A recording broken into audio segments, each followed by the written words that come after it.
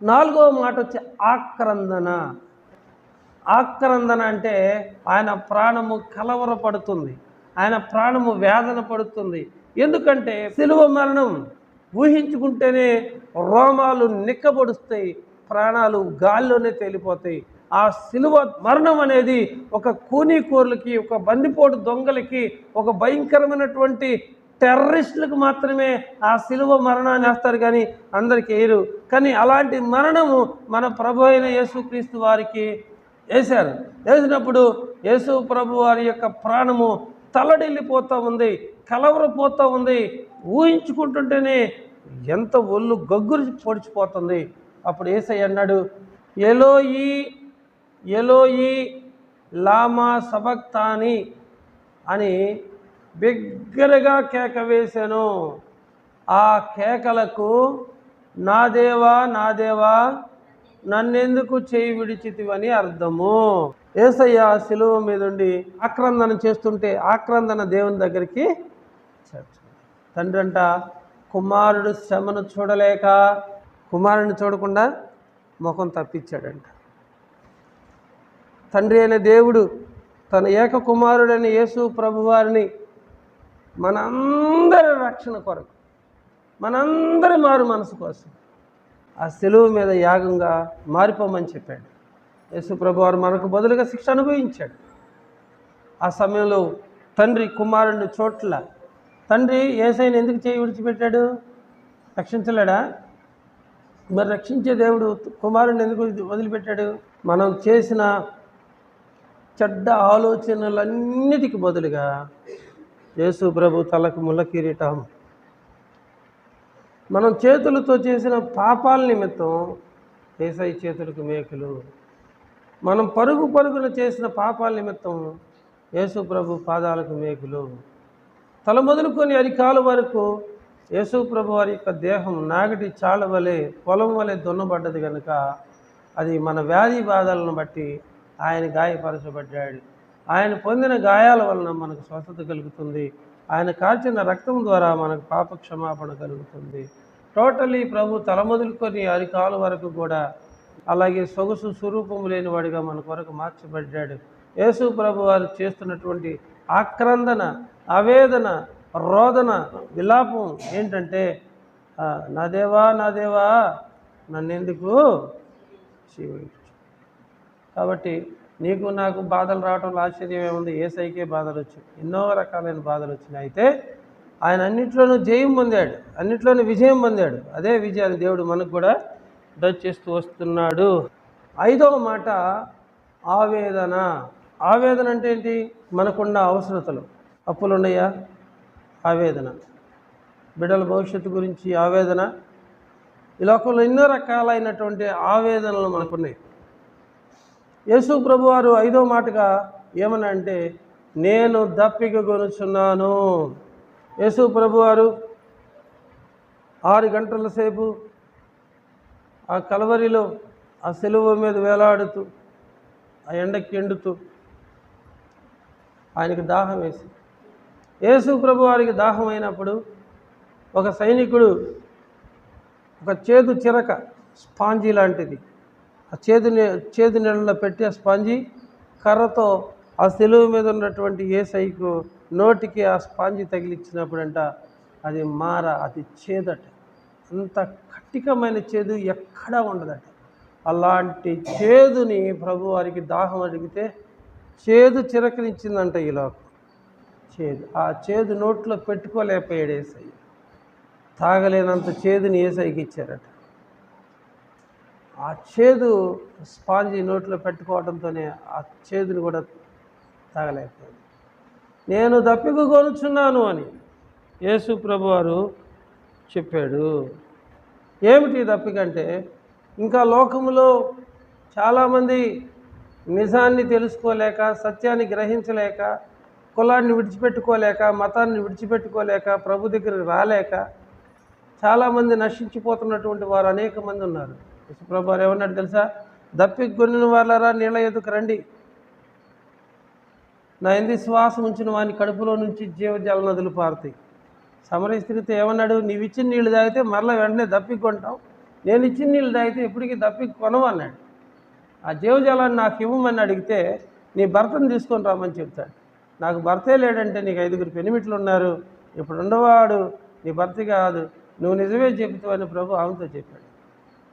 కాబట్టి జీవజలం ఇచ్చే యేసు ప్రభు వారికి దప్పిక ఏంటి అంటే ఆ దప్పిక ఇంకా దేవుని పని చేయాలి, ఇంకా అనేక ఆత్మలు సంపాదించాలని ఆత్మల గురించినటువంటి ఆ దప్పిక యేసయ్యకి ఉంది. 6వ మాట ఏంటి అంటే కనుక విజయం యెహోవా నిస్సి సమాప్తమైనది. తండ్రి ఏ ఉద్దేశం చొప్పున కుమారుణ్ణి లోకానికి పంపించాడో ఆ ఉద్దేశం అంతా నెరవేర్చాడు యేసయ్య. యేసయ్య జయం పొందాడు సిలువలో. సాతాను యొక్క తలను ఆ సిలువలో యేసయ్య చితక్కొట్టాడు. ఒకసారి ఆ మాట చదువుతాం. యెషయా గ్రంథం 53వ అధ్యాయము 10వ వచనం చదువుతాం. అతనిని నలగొట్టుటకు ఎవరిని? యేసయ్యని నలగొట్టుటకు యెహోవాకు ఇష్టమాయెను. ఆయన అతనికి వ్యాధి కలుగజేసెను, సిలువ మరణం అనే వ్యాధి. అతడు తన్ను తానే అపరాధ పరిహారార్థ బలి చేయగా అతని సంతానమును చూచును. యేసు ప్రభువారు అపరాధ పరిహారార్థ బలిగా మనందరి కొరకు గావించబడ్డాడు. అలా చేశాడు కాబట్టి అతని సంతానమును చూచును. యేసయ్య అలా చనిపోయాడు కాబట్టి ఇప్పుడు ఆయన సంతానం ఎవరు? ఆయన మనందరి కొరకు అపరాధ పరిహారార్థ బలిగా చేయబడ్డాడు. చేయగా అతని సంతానమును చూచును. అతని సంతానం ఎవరంటే మనమందరం. అతడు దీర్ఘాయుష్మంతుడగును. యెహోవా ఉద్దేశము అతని వలన సఫలమగును. ఇప్పుడు దేవుని ఉద్దేశము ఎవరి వల్ల సఫలమైంది? యేసయ్య వలన, కుమారుడి ద్వారా సఫలమైంది. లోకంలో ఎవరు చేయలేని త్యాగం, ఎవరు చేయలేని యాగం మన ప్రభువైన యేసుక్రీస్తు వారు చేశారు. డబ్బిచ్చేవాళ్ళు ఉంటారు, బలులర్పించే వాళ్ళు ఉంటారు, ఈ లోకంలో ఆస్తు అంతస్తులు ఇచ్చేవారు ఉంటారేమో కానీ ప్రాణాలు ఇచ్చేవారు ఎవరు లేరు. ఒకవేళ ఆ ప్రాణాలు ఇచ్చినా అది పరిశుద్ధమైన ప్రాణాలు కాదు. ఇక్కడ యేసయ్య ఏం చేస్తున్నాడంటే తనకు కలిగిన బాధలను చూసి తృప్తి చెందుతున్నాడంటే. ఎందుకంటే నేను బాధపడినా, నేను చనిపోయినా నా తర్వాత అనేకులు రక్షించబడతారు, అనేకులు నిత్య జీవానికి వారసులు అవుతారు, అనేకలు పాప శాప దోషాలు పరిహరించబడతాయి, నా మరణం అనేకులను నీతిమంతులుగా పరిశుద్ధులుగా చేసిద్ది అని ఆయన తను తాను తృప్తిపరుచుకుంటూ వచ్చాడు. యెహోవా ఉద్దేశము అతని వలన సమాప్తమగును. ఆరో మాట ఏంటి? విజయం. తండ్రి చెప్పిన పని పూర్తి చేశాడు. సాధించానయ్యా అంటున్నాడు తండ్రితో. విజయం సాధించానని చెబుతున్నాడు. 7వ మాట ఏంటి? సమర్పణ. సమర్పణ అంటే యేసు ప్రభు వారు మన కొరకు తన్ను తాను సమర్పించుకున్నాడు. ఇప్పుడు మనం కూడా కానుకిస్తాం, కానుక సమర్పిస్తాం, కానీ యేసయ్య కానుక అది ఇచ్చింది, తను తానే సమర్పించుకున్నాడు. లూకాసు వార్త 23:48 వచ్చింది. తండ్రి నీ చేతికి నా ఆత్మను అప్పగించుకొనుచున్నాను. తండ్రి నీ చేతికి నా ఆత్మను. దేవుని యొద్ద నుండి వచ్చేటప్పుడు దేవుడు ఆయన ఆత్మనిస్తాడు. ఈ లోకంలో కొన్ని సంవత్సరాలు బ్రతిక మళ్ళీ మనం దేవుని దగ్గరికి వెళ్ళాలి. ప్రసంగి గ్రంథంలో దేవుడు ఏమంటాడంటే, దేవుడు నరులను యథార్థవంతులుగా పుట్టించను కానీ వివిధమైన తంత్రములు కల్పించుకొని ఉన్నారు. చూసారా, దేవుడు మనుషులను యథార్థవంతులుగానే పుట్టించాడు కానీ తర్వాత వాళ్ళు ఈ వివిధమైనటువంటి తంత్రాలని కల్పించుకొని దేవుని యొద్ద నుండి దూరం అయిపోతున్నారు. అపవిత్రత. ఎందుకంటే మనం చేసే పనుల వల్ల. కనుక ఈ 12వ అధ్యాయం 7వ వచనంలో ఏముంటుందంటే, ప్రసంగిలో మొన్నైనది వెనుకటి వల్లనే మరలా భూమికి చేరును. ఇప్పుడు ఈ శరీరం ఏంటి? మట్టి. మొన్నైనది వెనుకటి వలె మరలా భూమికి చేరును. ఆత్మ దాన్ని దయచేసిన దేవుని యొద్దకు మరలా పోవును. ఆత్మ దాన్ని దయచేసిన దేవుని యొద్దకు మరలా పోవును. ఇప్పుడు ఆత్మను అప్పగిస్తున్నాడు యేసయ్య. సరే, తండ్రి ఎలాగైతే ఆత్మనిచ్చాడో ఆత్మను మరలా తండ్రికి అప్పగించాడు. ఆయనలో ఏ పాపం లేదు, ఆయనలో ఏ దోషం లేదు, ఆయనలో ఏ కపటం లేదు. మనుషులందరి కొరకు తను తాను పూర్తిగా అర్పించుకున్నాడు. మొట్టమొదటి మాట, తండ్రి వీరేం చేయించున్నారో వీరెరగరు కనుక వీరిని క్షమించండి. ఇది క్షమాపణ. రెండవ మాట చూస్తే, నేడు నువ్వు నాతో పాటు పరదేశంలో ఉందని నిశ్చయముగా నీతో చెప్పుచున్నాను. ఇది ఆదరణకరమైన మాట. మూడవది బాధ్యత. అమ్మా, ఇదిగో నీ కుమారుడు, ఇదిగో నీ తల్లి. నాలుగవది ఆక్రందన. ఆక్రందన అంటే మనకు కలిగినటువంటి బాధలను బట్టి మనం దేవునికి పెట్టే మొర. ఎలి ఎలి లామా సబక్తాని, నా దేవా నా దేవా నన్నెందుకు చేయు. ఐదవదిగా ఆవేదన. ఆవేదన అంటే మనకున్న అవసరతలను బట్టి, ఇబ్బందులను బట్టి దేవుని సన్నిధిలో మొరపెడతాం కదా, నేను దప్పిక గొనుచున్నాను, అది ఆవేదన. తర్వాత ఆరవది చూస్తే సమాప్తమైనది, విజయం, దేవుడు చెప్పిన పని కంప్లీట్ చేయటం. ఇక ఏడవదిగా చూసినట్లయితే ఆయన గొప్ప కేక వేసి తన ఆత్మను, తండ్రి నా ఆత్మ నీ చేతికి అప్పగించుకొనుచున్నానని ప్రాణం విడిచాడు. ఈ 7 మాటలు యేసు ప్రభు వారు సిలువ పైన మాట్లాడినప్పుడు మధ్యాహ్నం 3 గంటలకు ఆ దేశమంతటా చీకటి కమ్మిందంట. దేవాలయపు తెర నడిమికి చినిగిందట. ఓ ప్రియులారా, సమాధులు తెరవబడ్డాయంట.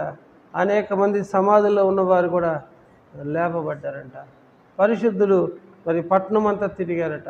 నిజంగా యేసు ప్రభు వారు చనిపోయినప్పుడు ఒక అద్భుతం, ఒక ఆశ్చర్యం జరిగింది. తర్వాత యేసు ప్రభుని సిలువ మీద నుంచి దించి మరి అరిమత్తయి యోసేపు అనే ఒక ధనవంతుడు యేసు ప్రభు దేహాన్ని తీసుకుని వెళ్ళి 150 షేర్ల అగరును ఆ దేహానికి పోసి యేసు ప్రభు వారు ఆ సమాధిలో పెట్టడం జరిగింది.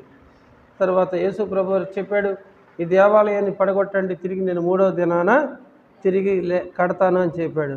యేసు ప్రభు చెప్పింది తన దేహం అనే దేవాలయం గురించి చెప్పాడు. యేసు ప్రభు వారు తిరిగి 3వ దినాన్ని ముచ్చించడే లేచాడు. మధ్యాహ్నం 3 గంటలకు ఆయన గొప్ప కేక వేసి ప్రాణము విడిచాడు.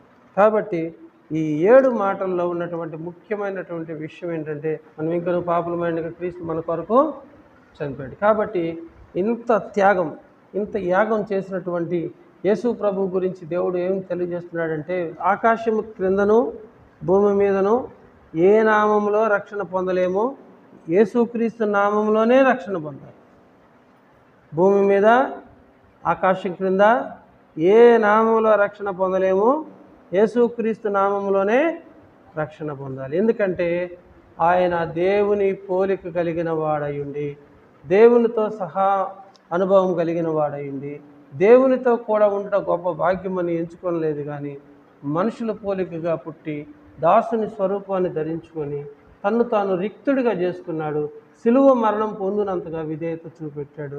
కాబట్టి ప్రియమైన వారలారా, ఆయన చూపెట్టిన విధేయతకు బదులుగా, ఆయన చూపించిన తగ్గింపుకు బదులుగా తండ్రి అయిన దేవుడు అన్ని నామముల కంటే పైనున్న నామముగా, హెచ్చైన నామముగా యేసుక్రీస్తు నామమును ఉంచి ఉన్నాడు.